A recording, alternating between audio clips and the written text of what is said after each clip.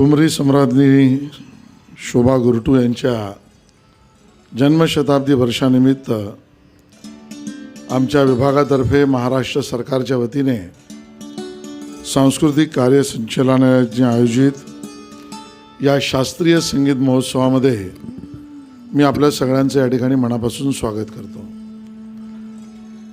महाराष्ट्र हा आपला सगळा विविध कलागुणांनी त्या ठिकाणी संपूर्णतः सजलेला असा आपला महाराष्ट्र आहे। आपल्या महाराष्ट्रामध्ये काही किलोमीटर चालल्यानंतर बदलणारी मायबोली ही आपल्याला गोडवा तर देतेच, पण काही किलोमीटर काही जिल्हे पुढे गेल्यावर बदलत असलेली पाककला सुद्धा आपल्याला उत्कृष्ट चव देते।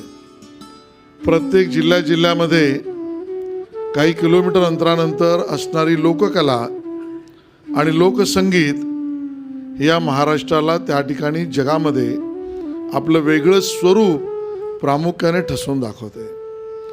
या महाराष्ट्रात निर्माण झालेली नवरत्न ही केवळ भारतामध्ये नाही, जगामध्ये ज्यांचा बोलबाला, ज्यांची एका अर्थाने पाठराखण करणारे अशी नामवंत मंडळी ही आपल्या महाराष्ट्रातून जगासमोर आलेली आहे।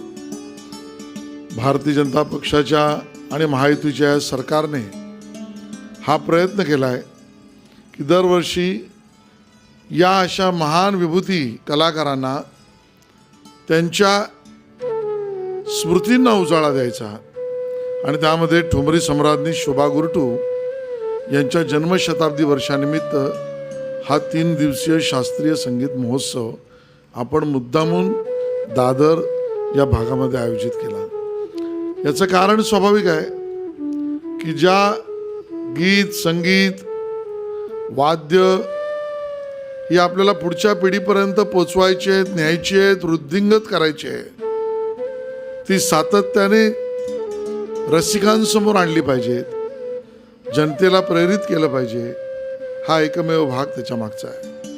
आणि स्वाभाविकता या सगळ्या आपल्या शास्त्रीय संगीताला पुढच्या पिढीपर्यंत नेण्यासाठीचे प्रयत्न आपल्या घरातूनच आपल्याला करायला लागतील, ते आपण नक्की करावे।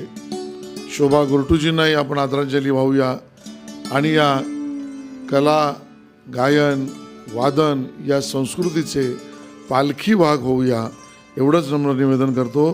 धन्यवाद। जय हिंद, जय महाराष्ट्र।